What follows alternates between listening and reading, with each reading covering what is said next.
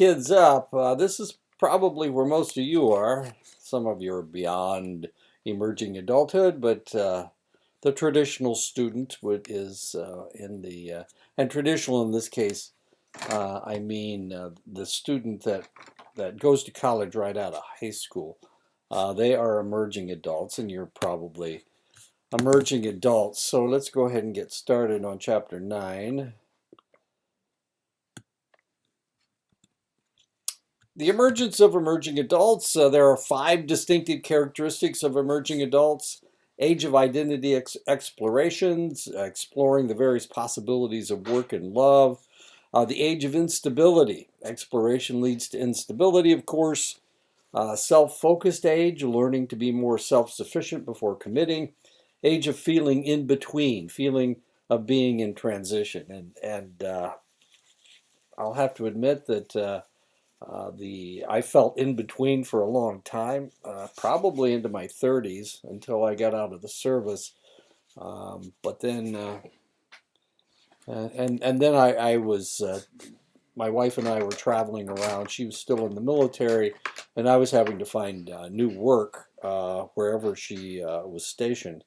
So it was kind of an in between situation until until we were a little bit more established. After she retired, I was a college, started teaching at the college level in 1991. And then in 2001, I got my first full-time teaching job at Fort Belknap up in Montana. It's a tribal college up in Montana. It's Ani Nakota College now, but it was Fort Belknap College at the time. Anyway, I've been in between for a long time. And of course, the age of possibilities, potential for dramatic changes, and those are the potentials, the distinctive characteristics of the emerging adult. Exploring various possibilities of work and love. In the 1960s, the median age of marriage in most developed countries was in the low 20s. 21 for women and 23 for men. I know when I graduated from high school, there were probably half of the kids in my high school class married right out of high school. Both the males and females married right out of high school. In the United States today, the average age of marriage is about 27. In all other developed countries, the average age of marriage is 30. This is a really serious problem in Europe. They're not replacing their children, and they've got below zero. They've got zero population growth. In other words, they're not growing anymore. They're declining. The country with the greatest decline is Korea, as it turns out, and Japan. Of course, we've already discussed Japan, and the fact that 1/4 of the population over the age of 30, actually it's over the age of 40, are still virgin, have never had sex. So that's very common in that part of the world, in Korea and in Japan. This delay to marriage is due to 4 revolutionary changes: the technology revolution, the sexual revolution, the women's movement, and the youth movement. As emerging adults explore different possibilities in love and work, the rest of their life tends to be in flux as well. They tend to move from one residence to the other, seeking to find where they belong. They move out of their parents' abode for the first time and taste freedom. Hopefully, they taste freedom. Some people will stay with their parents until they decide it's time to move out in their 30s or 40s. And there you go. The rate of residential change, 30% are moving between 18 and 24. Well, that's more than that. It's like 32%. And as you get older, moving isn't all that frequent. 20-somethings may move to college. They move after graduation in with a romantic partner around the country or the world to study for or work. Almost half of American emerging adults move back in with their parents at least once before they find permanent residence. I'm trying to think if I did that. The answer is no. Once I left at age 17. Went away to college, and then right out of college, I joined the military. So, no, I didn't move back in with my parents.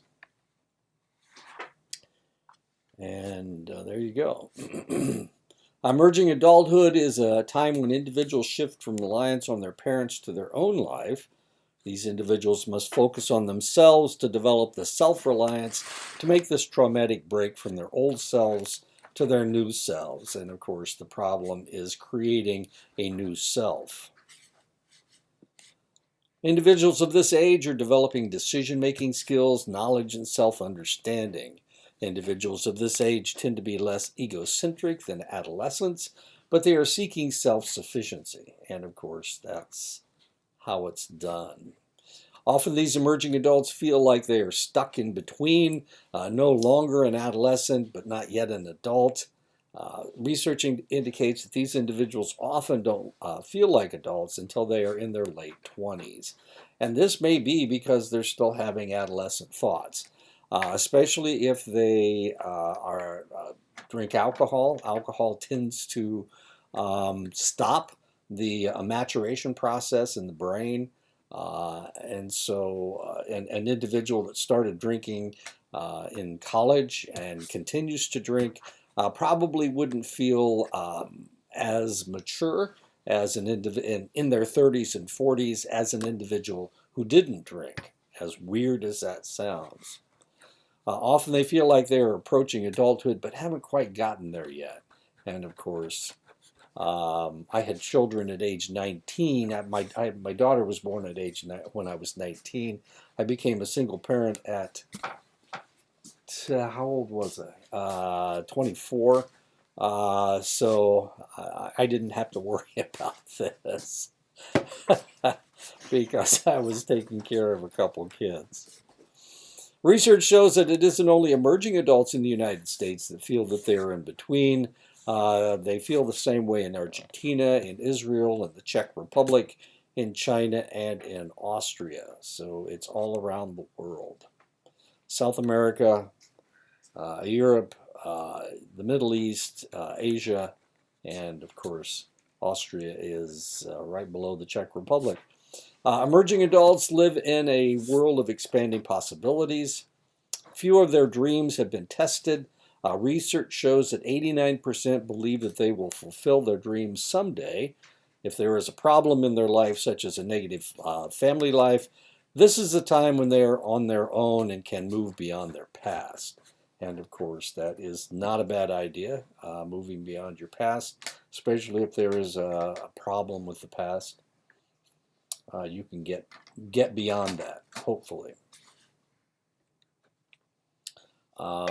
I served with a young lady that had a very difficult childhood and adolescence, especially her adolescence. When she joined the military, she just left it all behind and didn't go back home again, and made a new life for herself in the military, and it worked. It worked for her. The reason that I came in contact with her was because she needed somebody to talk to, and she needed to talk about the past so that it wouldn't repeat itself. And at least that was her idea. And we had some long conversations dealing with how you can change yourself, and there's really no reason to allow that to affect what happens to you in the future. And she was very successful. In the 1950s, manufacturing in the United States was based on the hard commodities, but since then, manufacturing has changed to that of a service economy. Because of the increased need for knowledge of technology, education has been extended past high school, and this is, of course, known as tertiary education. Any college classes are tertiary. High school is secondary education. The elementary years are your primary education, high school secondary, and then your college, any of your college degrees would be tertiary education.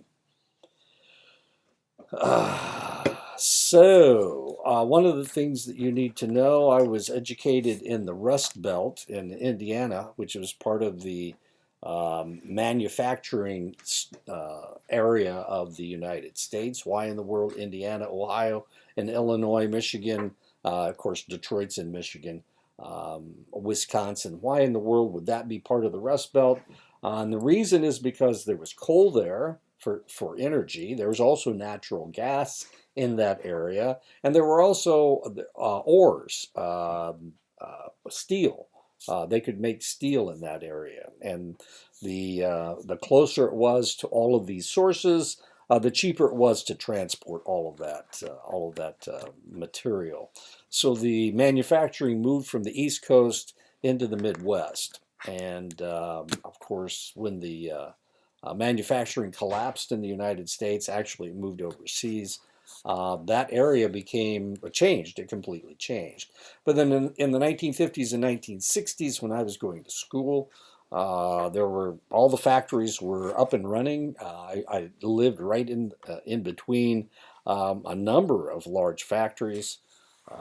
Sadly, we lived on a farm, but we had factories all around us, and the education was um, geared toward creating factory workers. And that's the kind of classes that they gave us. We weren't taking college prep classes per se. We were taking classes that would train us to be good factory workers. And my family actually broke out of that mold. We had to, or we didn't have to, I guess. But it was a good thing we did because all those manufacturing jobs went away. But all my brothers and sisters were educated to do other things other than work in factories or work on the farm. Actually, my brother he wanted to be a farmer, but didn't work out that way. Anyway, that's not important. So we were being educated in that direction, and now, of course, everything has changed. There's more technology in education in that area. There's more math classes. We learned Latin. They have foreign language classes that actually you can learn to speak to somebody in Mexico or Spain or Germany or France or whatever.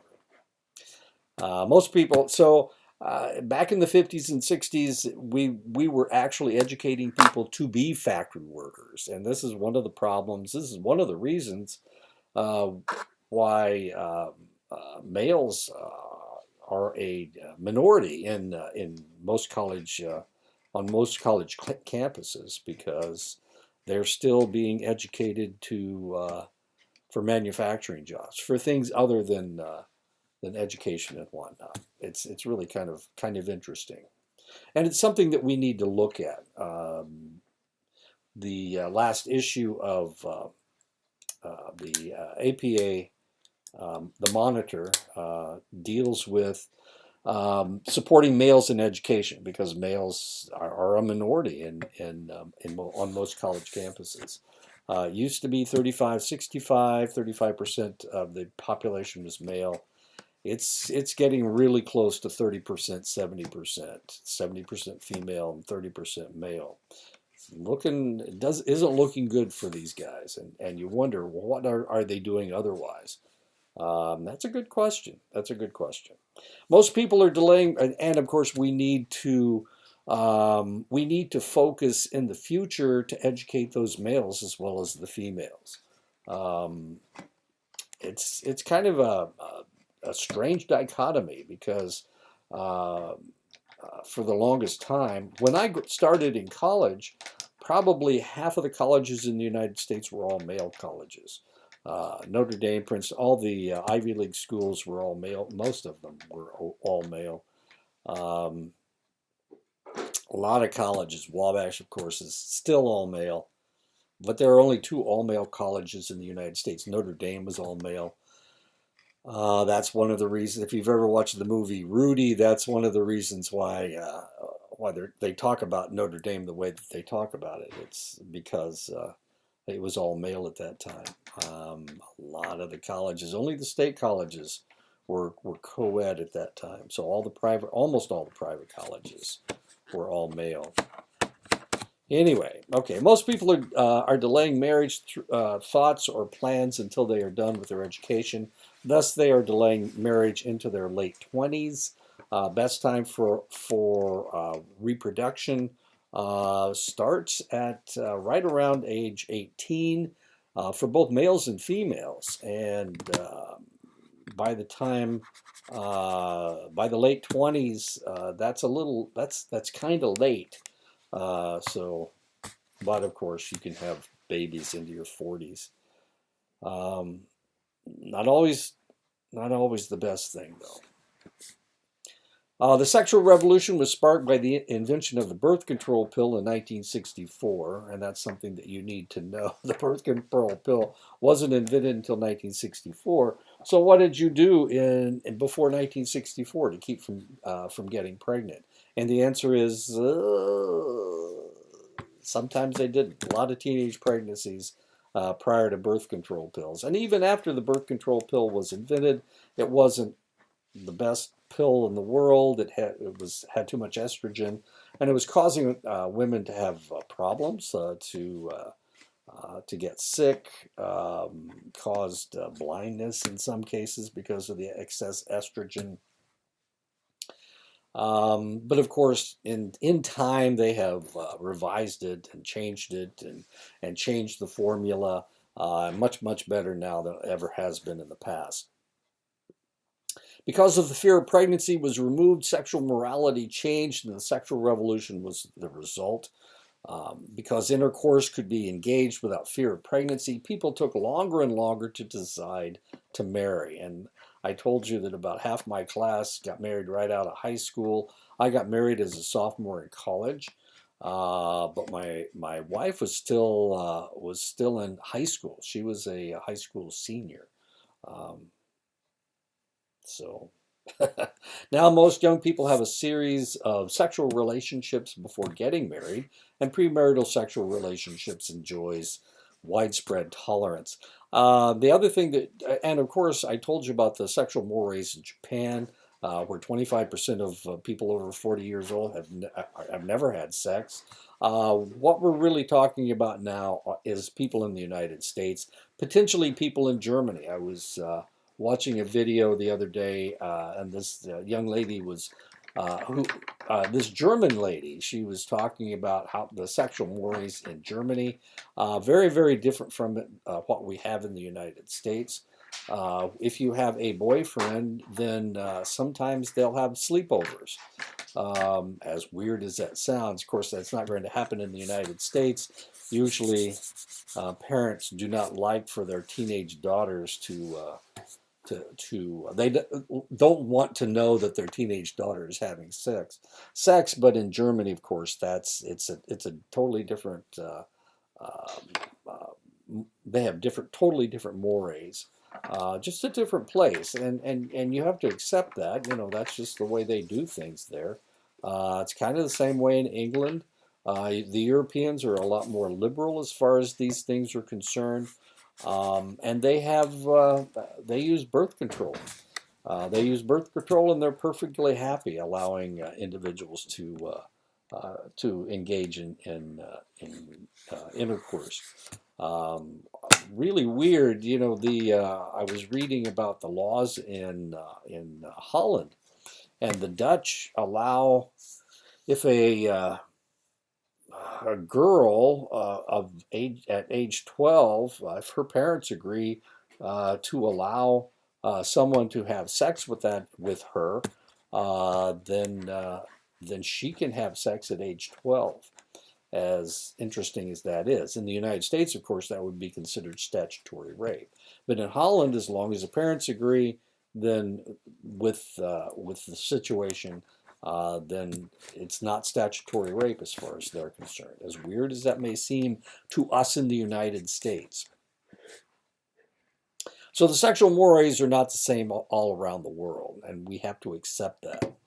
The women's movement morphed out of the civil rights and peace movements of the 1950s through the 1970s. The exciting thing for me is that my sister was part of this The women's movement. Worked with the civil rights movement. I wasn't in the peace movement per se, not really that much, but certainly in the civil rights movement. So we were part of this whole revolution going on. The movement expanded the opportunities for young women, giving them options beyond marriage and homemaking. I remember reading my sister's yearbook. She graduated from high school in 19, wait a minute, let me think. She was born in 44. That would make her 1962. She graduated from high school in 1962. If you looked at her yearbook, everybody would say what they wanted to do, what their dreams and plans were. Almost every girl in her class said that they wanted to be a homemaker and have babies. Almost everybody. This is in 1962. My sister wanted to be a lawyer, and she said that she wanted to be a lawyer and the first female governor of Indiana. But she didn't make governor, but she did go to law school, and people didn't like it. They didn't like the fact that she said that she didn't say that she wanted to get married and have a family. But almost all the girls in her class, that's all they wanted to do was get married and have children. Colleges had low percentages of women in the 1950s and 1960s, began bursting at the seams with larger and larger percentages of women. Now almost all occupations are open to women, but that's not the way it used to be. And as I've told you before, I think I told you before, when I first started in studying psychology in the 1970s, this was the argument. The argument was, should women work outside the home, or should they just take care of the children? That was the argument, and it was a pretty vicious argument. The older the people were, the more they argued that women, their place was in the home, raising the children and not working. This was in the 70s and 80s. This argument was going on. It wasn't until the 1990s that argument became passé. One of the interesting aspects of the 60s and 70s was the revolutionary youth movement that denigrated adulthood and exalted youth. In the 1950s, teenagers were eager to enter adulthood, so early marriage was very common. However, as I told you, I was married at age 19. However, in today's world, adolescents and young adults see marriage and everything that comes with it, children and a home, as something to be avoided. These individuals are trying to delay such serious responsibilities as long as possible. Europe has the longest emerging adulthood time. The average age of marriage and parenthood are around 30 in Europe. Asians aren't considered adults until they are capable of supporting their parents financially. This may curtail identity exploration seen in European countries. Developing countries tend to be split between urban and rural. Urban young people are more likely to experience emerging adulthood. Rural young people have fewer opportunities for schooling and exploring. Really kind of interesting. I have a former student from Ashford who's from Bangladesh, and he was telling me about this, how his family, he grew up on a farm in Bangladesh, and his parents wanted him to run the farm. He was the oldest male in the family, and his family wanted him to run the farm. And he wanted to get an education. But it was difficult. They had to sell. They had to sell off some of their land in order to send him to college, and his dad never was happy with it, with that decision. And of course, that's the way it works, I guess. Emerging adulthood is a period of peak physical functioning. The VO2 peaks in the early 20s. Reaction, grip strength, and bone density are at its peak. This is the time when the individual is the least susceptible to physical illness. Questionable lifestyle encourages poor nutrition, high stress, and lack of sleep. Alcohol, of course, doesn't hurt them at this point. But if they continue a lifestyle of smoking and drinking, then by the time they reach their 30s and 40s, their things are not going to be as they're not going to be as well off. In your 20s, you can eat anything that you want and you burn it all off. You don't have to worry about it. But if you continue that lifestyle into your 30s and 40s, you're going to start accumulating fat, and the probability of type 2 diabetes is increased. And of course, alcohol, as I may have told you before, alcohol turns to sugar in your stomach. That's when it's broken down, it turns into sugar and water, so that it can use the sugar for energy, and it gets rid of the water. That's why when you drink, you have to urinate a lot.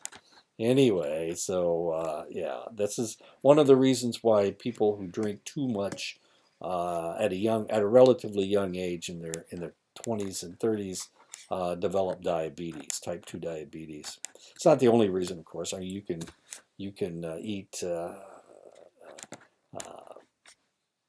ill-advised foods, too fatty foods, and too much sugar, and get diabetes as well. But alcohol is another way to get diabetes. College students more than twice as likely to show symptoms of delayed sleep phase syndrome, sleeping longer on the weekends and holidays than through the week. This is something that you need to be really, really careful of.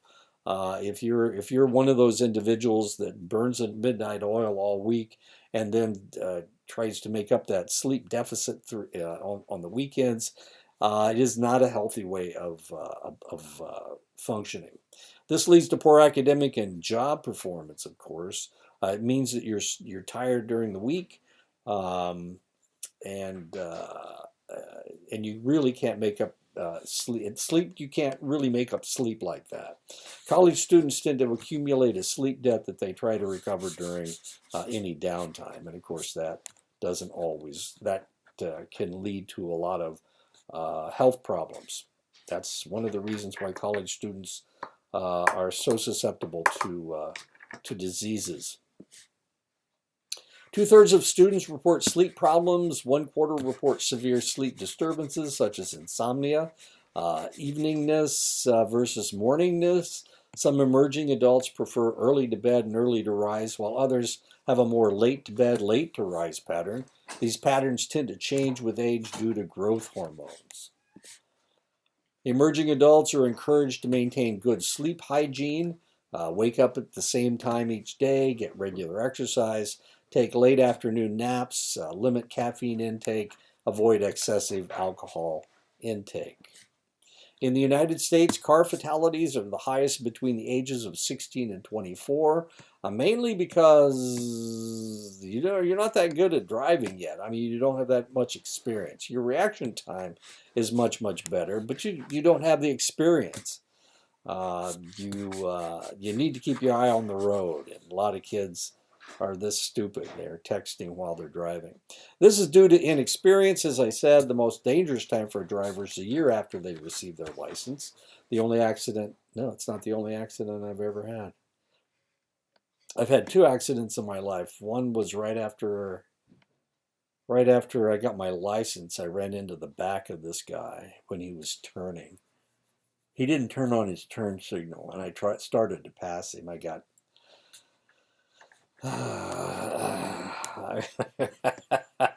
I was too impatient. I tried to pass him just as he started to turn. It was stupid. But the other time was I was trying to get a school bus to come across the street. He was turning, and I was trying to go straight, and we couldn't decide who would go next. And sadly, we both went at the same time. So I lost my 1999 Miata. He ran right into the back end of it. Hit it sideways, of course. Spun me around twice. Risky driving behavior: speeding, driving under the influence, following too closely, not obeying traffic signs and signals, changing lanes erratically, pass at inordinate times, inappropriate times, allowing too little time to merge, failing to yield for pedestrians. This is especially true of male drivers. They seem to be more impatient than female drivers. Nearly half of U.S. college students admit to having driven intoxicated in the past year. Young drivers are less likely to wear seatbelts. Drivers not wearing seatbelts are twice as likely to die, 3 times more likely to be injured. Socialization impacts the number of accidents. The more friends in the car, the more likely that the driver will have an accident. Personality characteristics can promote high-risk driving. Individuals that are sensation seekers and people that are too aggressive, of course. Reducing fatalities includes parental involvement in monitoring. Graduated driver licensing is also effective. Complete freedom is not awarded until the individual has a clean record for a number of years. Rates of car fatalities, there you go. Right there is the males. They're so stupid. Right there between 16 and 25. That's when you're the dumbest. Poor males. Females are a lot smarter. There you go. 21st birthday parties can be painful. Some people take their very first legal drink at 21 and may drink to excess. The day may pass in a haze of alcohol to be followed by a day of hangover. Drinking may not hold the same attraction after this, since legal doesn't have the same titillation as being an illegal drinker. And of course, I've never been a drinker, so I'm not very. I'm a really boring guy. You can ask my wife; she will tell you how boring I am. For most people, adulthood means accepting responsibilities that adults must face: marriage, raising a family, providing for the family through work. This is known as role transition, accepting the duties and responsibilities of an adult. Substance abuse peaks in the early 20s. Peak and decline is possibly explained by unstructured socializing. College-age students have more unstructured time, causing peak drinking. This also may be the first time the individual has had any time to themselves. Role transition causes decline in substance abuse. So families having to maintain a job, that's the kind of getting married. That's the kind of stuff that changes people from being stupid to being responsible. Marijuana use and binge drinking in emerging adulthood, and as you can see, it is fairly high right there in the 20s, 18 to 20. My goodness, how dumb people are. Anyway, as you get older, you get smarter. About 63% of the people in the United States drink regularly. Drinking in most industrialized countries has been declining over the past 2 decades because of the expense of alcohol and tougher drinking laws. As long as a person doesn't drink and drive, 2 glasses of wine or 1 beer makes them less likely to have a stroke. Binge drinking is defined as consuming 5 or more drinks in a row. In most cases, drinking that much alcohol at a short period of time will get the individual quite drunk. Several antisocial behaviors are associated with binge drinking, including rape, assault, drunk driving, and domestic abuse. And since I teach all of these things, not rape, of course, that's domestic violence is taught by Professor Barber. But I talk about most of these things in class. I do talk about rape from time to time. Domestic abuse, drunk driving, and assault. All of these things are more common with people that drink. People that don't drink hardly ever do this kind of stuff. But they do. I mean, it's not like they never do it. But they're less likely to do it. And there's what fun drunks look like. Drunk people are so attractive. There's a guy under here. Ooh, sleeping next to the toilet. What a place. And of course, he's everybody. Everybody's a mess. Night out with the gang, rounds of $1.99 shooter specials, self-experiment with the date rape drug Rohypnol, $10, forgetting that you're pissed drunk laying spread eagle on the sidewalk in front of the bar, not in bed with your lover.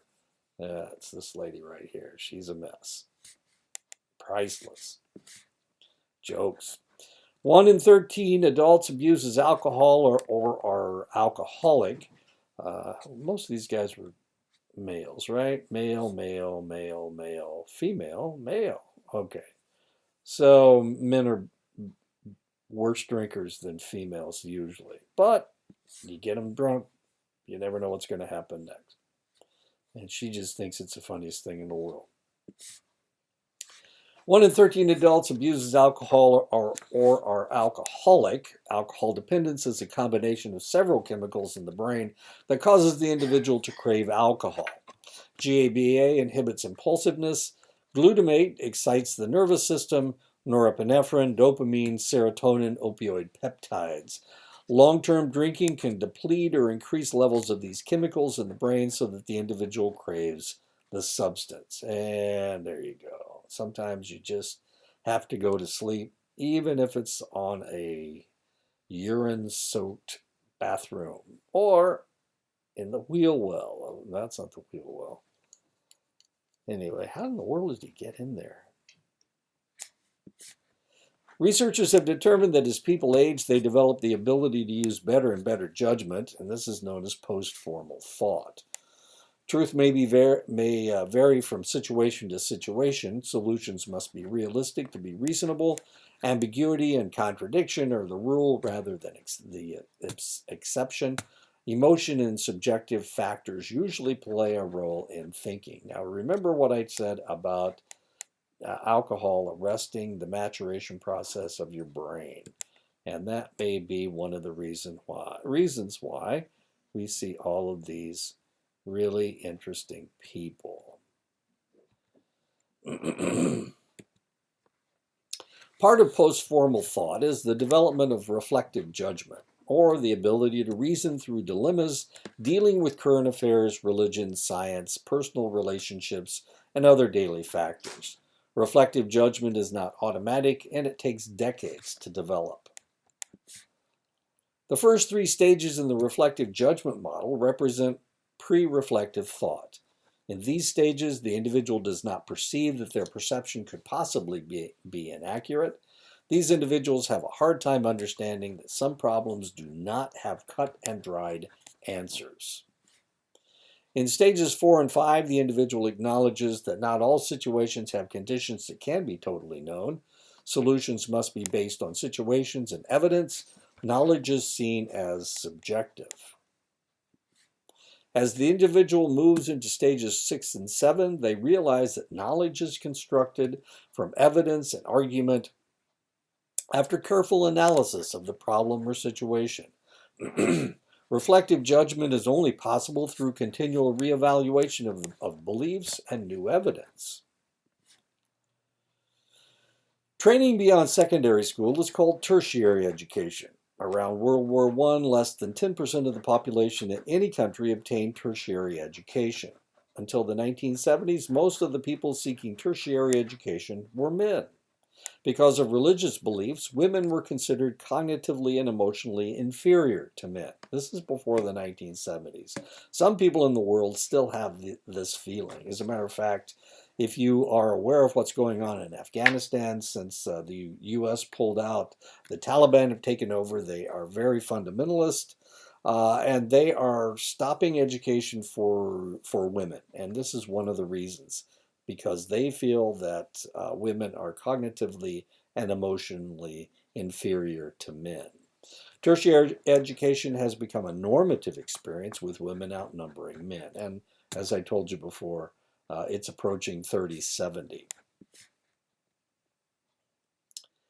And here we go. As you can see, we have no data on Brazil, but United States. Canada doesn't have as many colleges as we have in the United States. As curious as that is. Russia, Eastern Europe, Spain, strangely enough, Australia, United States. That is, that's part of Russia, I think. That's Finland right there. That's Sweden, and this is Norway. Whoops. Okay. Countries vary widely in how they structure tertiary education. Japan is relaxed and undemanding in university years. It is 4 years of sanctioned activities to think. After the highly competitive middle school and high school years, this will probably be the only time in their lives when they are encouraged to be leisurely. So, college students in Japan, that's about the best time of their lives because they bust their tails to get into college, high schools. This is when, if they don't make it into college, some individuals in Japan will commit suicide uh, because it's an insult to your family if you don't get into college. European colleges have no general education requirements, so if you were studying psychology, that's it. You wouldn't study anything other than psychology. Traditionally, they study 6+ years in a specific discipline only. Currently, the European colleges are changing to match United States patterns. In the United States, we have a liberal arts concept. Diné College has gen ed requirements, and that's because of this concept of liberal arts. I went to a liberal arts college. It bragged about how liberal uh, the education was, and it was tough. It was tough studying biology. I had to study biology. I had to study psychology. I had to study mathematics. I had to study philosophy. That was a requirement so that I would be a well-rounded individual. And of course, my bachelor's degree is in English, as interesting as that is. But when I started studying medicine, I was a laboratory technician. When I started studying political science, I have a master's degree in international relations. When I started studying psychology, I have a master's and a PhD in psychology. I was able to study all of them because my knowledge base was so broad. So I believe in liberal education and liberal arts. U.S. Canada supports the first 2 years of general education for exploration. Many Americans will take 6 years to earn a 4-year degree, yet only 57% will finish their degree even in 6 years. Major reasons for the delay in finishing their education: they change their majors, they add a minor, they take advantage of internships, they take advantage of studying abroad. Financial constraints: tuition has increased by a factor of 4 since 1982, uh, which means you can multiply the amount of money that it costs by 4. So if it cost you $1,000 in 1982, that same education costs you $4,000 now. I was getting my PhD I started in 2000, and by the time I finished, they had increased my tuition by about 10 times. Actually, there was a reason for that, but and we were able to handle that. Thank goodness. I have a nice wife who likes me, I guess. Financial aid has shifted from grants to loans. Once upon a time, financial aid was based on grants. Now it's mostly loans, and people are graduating from college with $100,000, $200,000, $500,000 debt, especially medical school. Societies benefit from having an educated population because it allows for economic growth in a world economy. The individual benefits through higher earnings and occupational status, verbal and quantitative skills, oral and written communication, distinct identity, social confidence, and increased self concept and psychological well being. The college bonus showing economic benefits of tertiary education, 2-year college, bachelor's degree. Oh, these are the people that have them. And this is how much more money they make. This is on the average, of course. As you can see,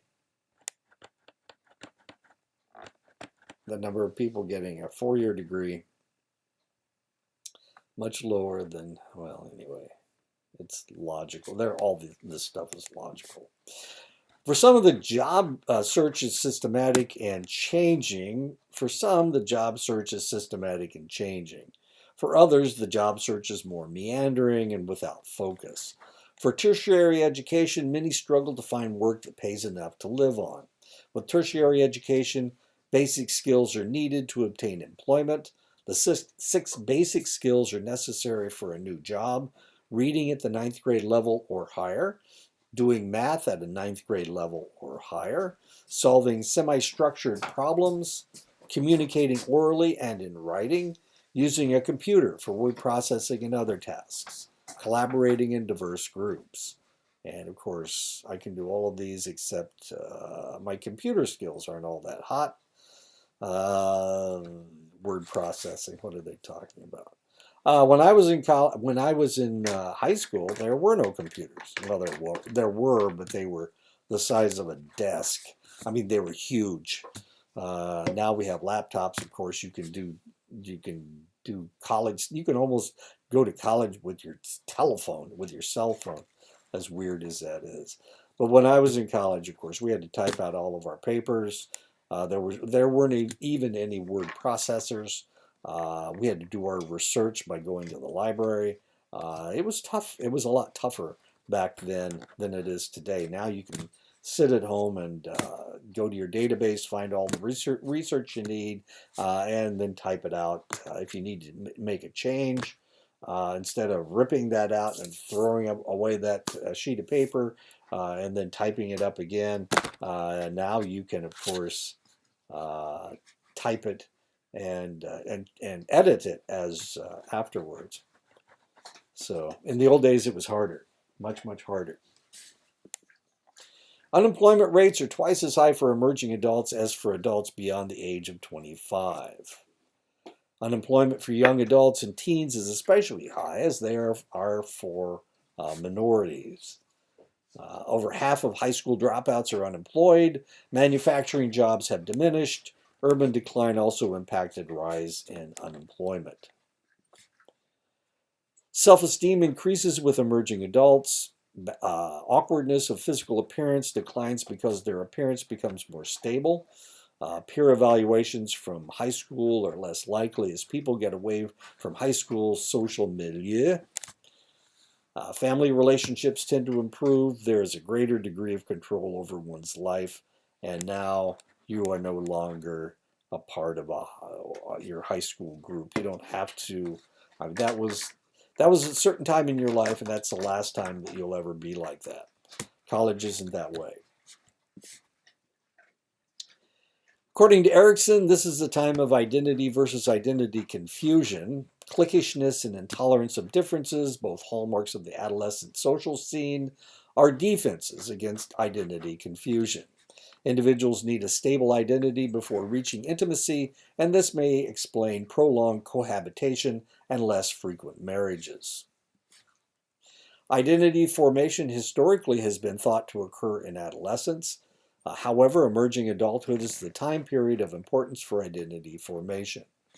The key areas to form identity are love, work, and ideology. 3 elements of identity development: assessing abilities and strengths, identifications that have accumulated by modeling, assess opportunities available to them in society. Marcia classified adolescence into one of 4 identity statuses: diffusion, moratorium, foreclosure, or achievement. And what does this have to do with? What's Marcia talking about? Moratorium is where you're not making a decision. Foreclosure is where you decide what you want to be, but you're not there yet. And achievement is where you have a major decision as to who you are. Diffusion, you don't know who you want to be. This all has to do with being an adolescent and deciding who you're going to be for the rest of your life, the identity that you're going to have. Who am I going to be? Am I going to be a kid the rest of my life? Some people actually choose that, and they will stay with their parents and try to act like their parents' child for the rest of their lives. This is diffusion. Moratorium is where they're trying to make a decision, but they can't. They haven't done that yet. Foreclosure is they made a decision, but they haven't gotten there yet. And then achievement has to do with achieving the person that you want to be. So if you want to be a lawyer, achievement, you would be, is when you're in college. You've actually achieved the identity that you're looking for. Culture influences identity. Many cultures view the self as interdependent and in relation to others rather than independent. Exploration to establish identity is not possible in some cultures where choices are limited by economic and strict traditions. Work may be limited by economy. Marriage and dating may be limited by traditional parents and arranged marriages. This is also true. I was watching, I, I watched an old Mickey Mouse show the other day with Annette Funicello in it. And there was another lady, her chief, um, the other young lady that she was, they were vying over the same young man. And it was really kind of interesting. I was wondering, well, gee, I wonder whatever happened to that lady. So I looked her up on the internet. And it turns out that at age 22, she was a very strict Mormon. And so at age 22, she got married and started having children. And she left entertainment at that point. She was an actress and a singer. And she was very attractive, but she was a very strict Mormon, and that's how she lived the rest of her life. Sometimes your culture tells you what you're going to be, what you're going to do. What these are the only choices that you have. In her case, because of her religion, she became a wife and a mother, and now she's a great great grandmother. I guess she's probably she's older than I am. She's in her 80s, I think. 79. She's 79 years old. And I'm 73. Exploration of ideology occurs more in Western countries, whereas other cultures do not tolerate such independent thought. And of course, I grew up in a time, my family wasn't religious, but the people around us were. So it was really we had to be independent because that was the only way we could survive in that environment was to be totally independent. Globalization impacts development of bicultural identity.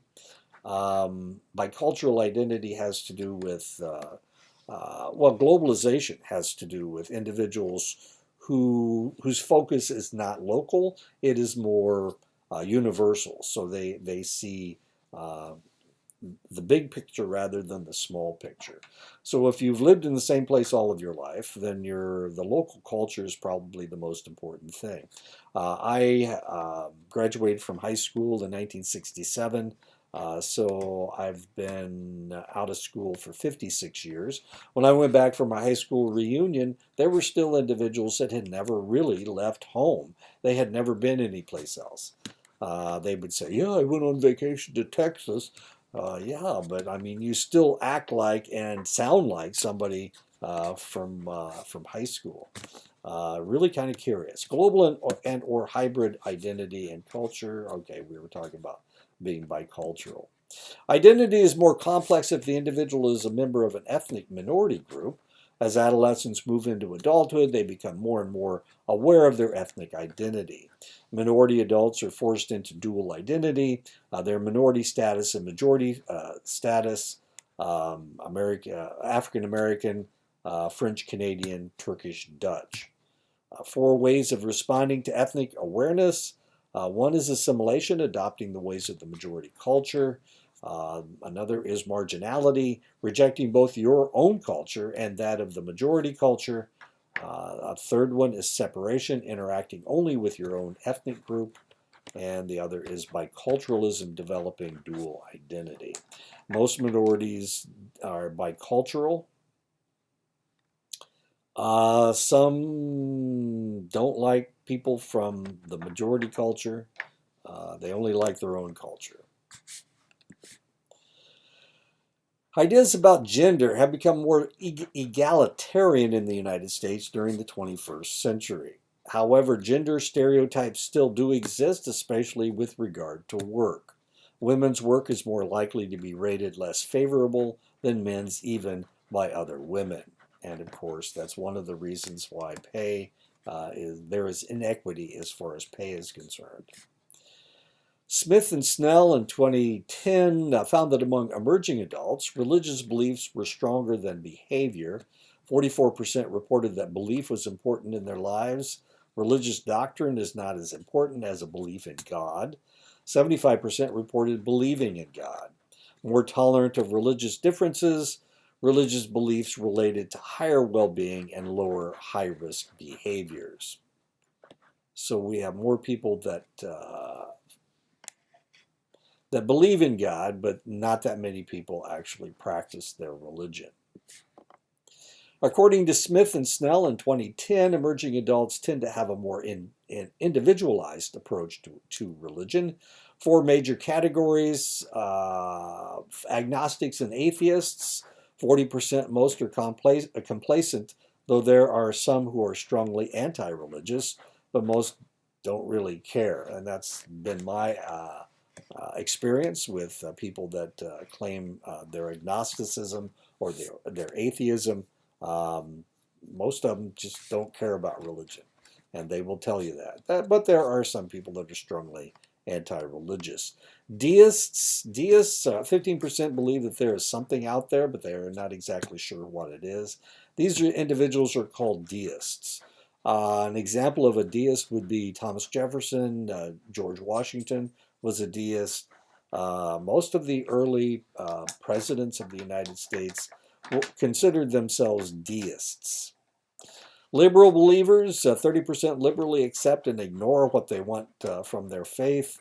And then the conservative, that's about 30% of the population. And about 15% are conservative believers. They hold strong religious beliefs. So if we're going to tangle with all of this religion, the idea of religion, does that add up to 70? Yeah, that's 100%.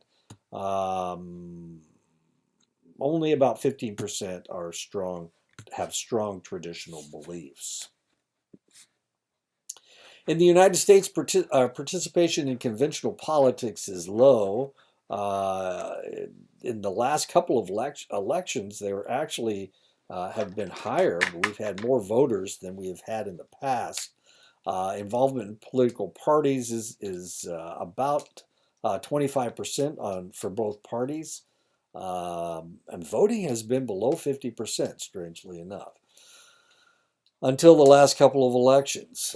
We're doing much, much better. And I personally, I think everybody should vote, whether you want to or not. I think you need to. Volunteer work. Of course, I'm a political scientist. That's one of my areas of study.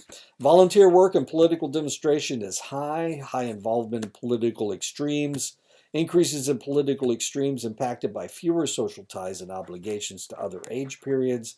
Increased involvement could also be identity related. We are talking about the emerging adult, of course. But it's increasing, and that's exciting. In the United States, most children leave home at about 18 or 19 years of age. Common reasons for leaving: going away to college, moving in with somebody, or just wanting to be independent. Increased quality of parental interaction occurs after leaving home. Contact, of course, becomes voluntary. Therefore, you're not being inundated by your parents every day. It's voluntary. You can call them once a day, twice a week, once a month, whatever. Ethnic minorities tend to stay at home longer. 40% of all emerging adults will return to the nest at least once. And as I told you, I never returned to my parents' home after I graduated from high school at age 17 and went away to college. Of course, that was you got to remember, it was during the Vietnam War era. So going to college kept me out of the military, and then once I graduated from college, my number was up. So that was my choice. There was no choice. The trend that social scientists have been seeing in the last couple of decades is the young adult who graduates from college and moves back in with their parents before resolving Erikson's intimacy versus isolation dilemma. These individuals are referred to as thresholders or incompletely launched young adults. There are 4 patterns for young adults leaving home. In-time leavers left before turning 25, that's about 55% of the individuals. The average male moves out at age 23. The average female moves out at 21. Still in the nesters are people who are actively trying to move out and will be out by 25. That's about 14%. Late leavers are still living at home at 25. That's about 20%. And returners are children that develop an independent life and then return to their birth home, and that's about 11%. European emerging adults stay at home longer than in the United States. European emerging adults value mutual support of their family. It affords them a higher standard of living, staying at home.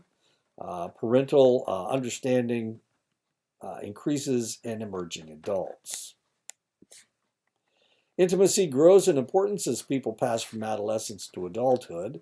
Emerging adults have fewer friends, but those they do have, there is more self-disclosure, though fewer shared activities. There is increased time in unstructured activities. There is a decline in leisure activities as people age. Once upon not very long ago, it was taboo to talk about sex. Sex was so feared that when Lucy was pregnant with little Ricky, the word pregnant could not be used. In early sitcoms, when they showed the bedroom of the parents, they slept in twin beds, not a double bed, even Rob and Laura Petrie. And this is Rob and Laura Petrie from the Dick Van Dyke Show. As you can see, they're both watching television. This is Lucy and Ricky, and they are in separate beds, not sleeping in the same bed.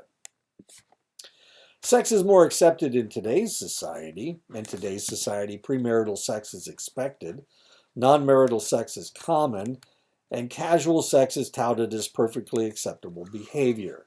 The old double standard, where males were allowed more sexual freedom than females, is now passé. Research has shown that sexual mores in the United States have changed a great deal. One study showed that of individuals born before 1910, 61% of the men, but only 12% of the women, had premarital sex. By the 1980s, the ratio was almost even for males and females. But as the hippie generation ages, sexual attitudes to the older generation seems to be liberalizing. Sexual orientation, there are 4 basic forms of sexual orientation. Heterosexuals, of course, the vast majority of people are heterosexual. They're attracted to members of the opposite sex. Homosexual, this is somewhere between 5 and 10% of the population are homosexual. They're attracted to members of the same sex.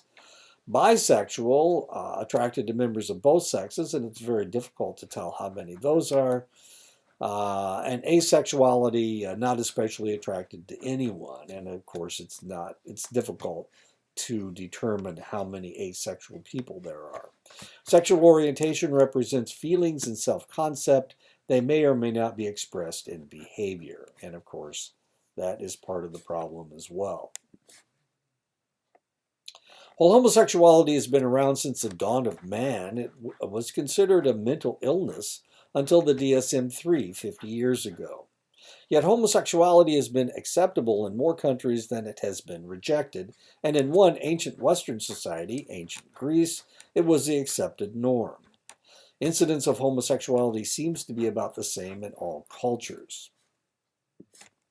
In the United States, about 2.8% of males and 1.4% of females identify themselves as homosexual.